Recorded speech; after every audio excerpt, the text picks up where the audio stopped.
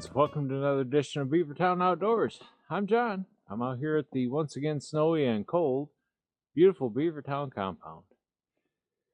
And in our efforts to not let the snow and the cold completely halt firewood production, I've, as always, been on the search for ways to either improve efficiency or just make things easier on either me or the equipment. Because when you're too rough on either the body or the equipment, one or the other can break down. And when it breaks down, well, nothing gets done. No productivity happens. So, as you know, I've highlighted ways to make this all work and get the job done without a grapple. And things like the timber claw for moving logs around, dragging them out of the woods and whatnot. That works. I mean, grapples are awesome things for a reason, but they're costly and not everyone can afford one. So, I've done other things with as far as moving logs to load the processor. Quite often you guys have seen me use pallet forks, which is typically what I've used. But last year when I was at the Timberman's Expo in Gaylord, Michigan, I was talking to a gentleman. I can't remember from which company, but they sold implements. And we were talking about grapples and things like that, and talking about that I really want one, but the cost has been somewhat prohibitive thus far.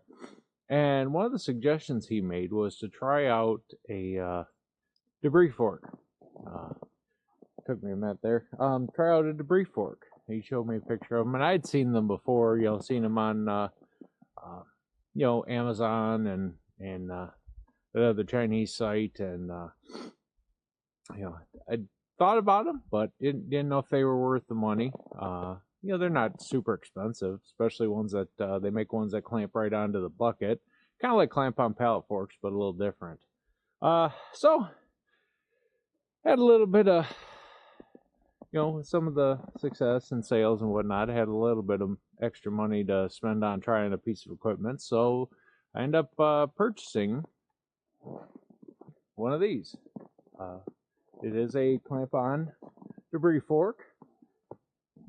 It's this is a came from China special. Again, it's not saying that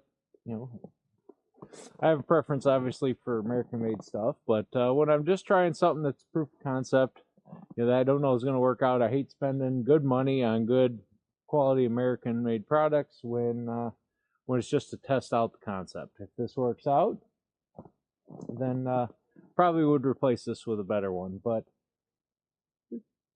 for the money, it's cheap proof concept. It works okay. I mean, I'm sure I can find things to use it for, even if it isn't a regular solution in the woodyard. I mean, but it's good enough to try out. So this one is clamp-on debris fork, and let me get in here a little closer. We'll get in here a little closer. So I'm not going to try to pronounce the name. Again, it's one of those Chinese specials with names that I think they just take a bowl of alphabet soup and whatever letters they pull out ends up being what the name comes in. But this is a 48-inch, I believe, debris fork. They do make bigger ones, 60 and 72, which would fit the bucket in its entirety. But a 48-inch is pretty much the width of the pallet forks when when they're set up for moving totes or pallets. So figured it's at least on, I guess, somewhat an apples-to-apples comparison. Again, this just clamps onto the bucket, clamps on the edge of the bucket. You can see here. There's the bucket just slides in there, and then these slides into here, and then these bolts just spin down and tighten it down onto the bucket, and that's what holds it on. Then you just basically use it like a like a set of pallet forks. Again, clamp-on pallet forks, those are pretty common. I'm sure any of you that have a tractor have probably at least seen them, if not owned a set at one point. This is the same concept. It's just instead of individual forks that move around, This has got 5 tines that are welded onto the frame. They don't flex, they don't move. Also, they're a lot thicker. You know, they're made from bar stock instead of just flat plate steel. So these are pretty much meant to, you know, to jam into a heavy load or you know, take on things without bending. So the gentleman I spoke to highly recommended them, and yeah, so I decided to give it a try.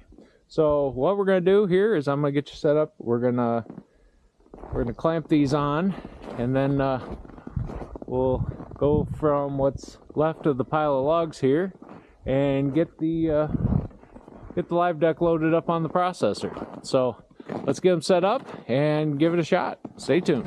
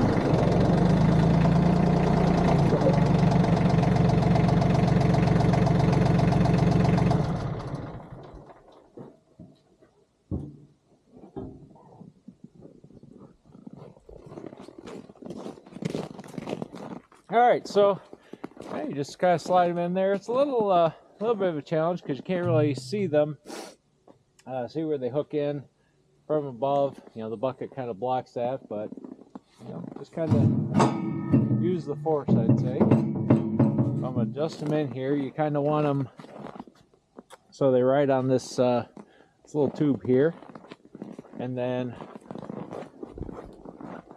just come around here. Make sure the lock nut, which is a little bit frosted, get that up, make sure we're good, and then we just spin this down.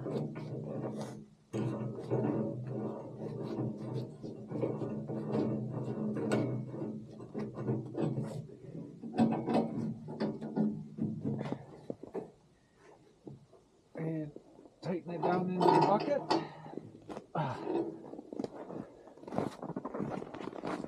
Over the other side, do the same thing.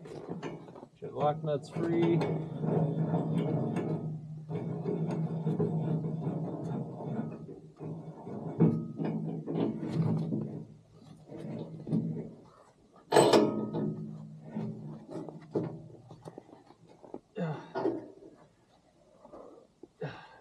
Sure it's pretty tight. Lock down the nut.